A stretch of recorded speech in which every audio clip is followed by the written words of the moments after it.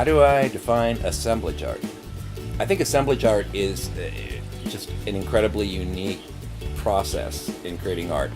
My definition of assemblage art is taking existing things that are already in existence, and repurposing them, and in some way utilizing the uniqueness that each of those items has, and restructuring it, repurposing it, reformatting it into something that that the artist envisions in their own head.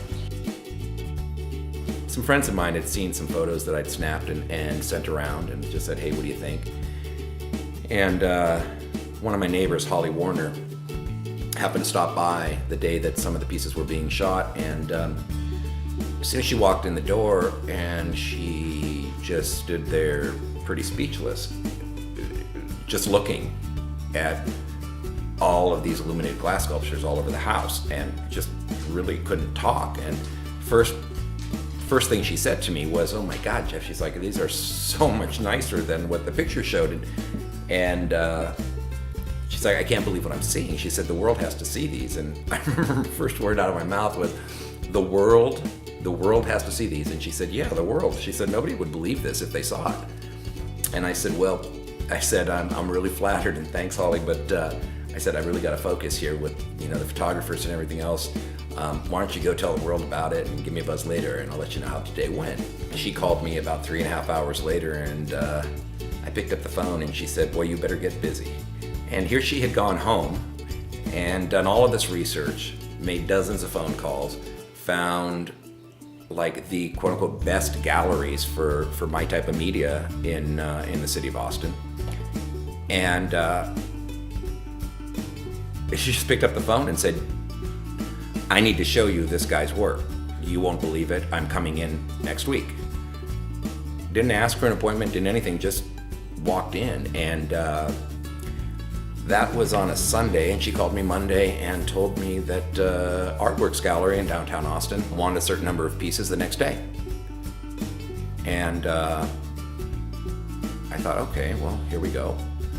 So that's how it started. So within, I think it was 10 short weeks, they were everywhere. And I really owe them being seen by the public to Holly.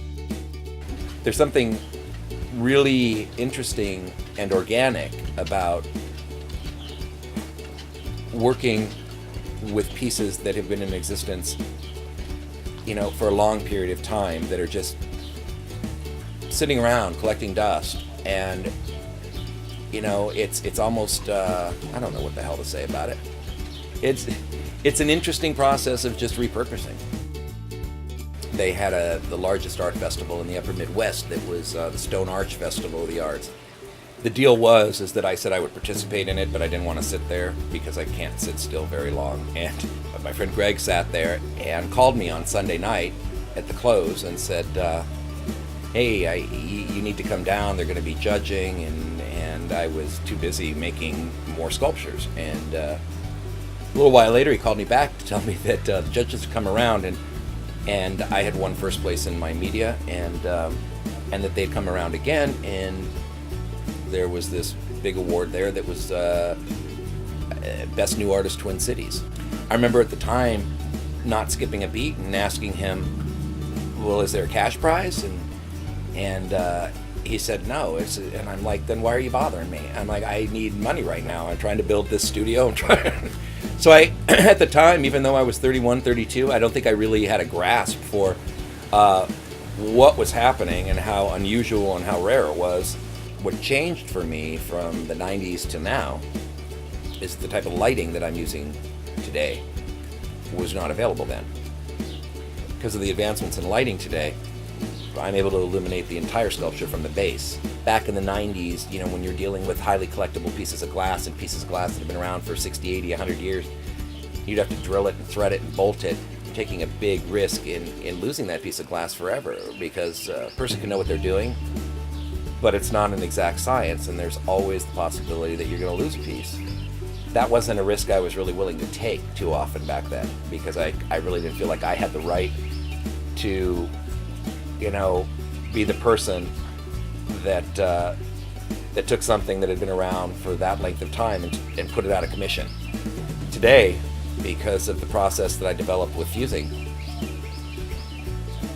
the choices are limitless. I mean, it's anything I see, but it's also representation and a collective of the past. So you're able to look at a finished piece and say, hey, that's just like the Murano ashtray that, you know, my grandfather used to, you know, use for his pipe, or, you know, that punch bowl looks just like my great-grandmother's, or all that kind of stuff.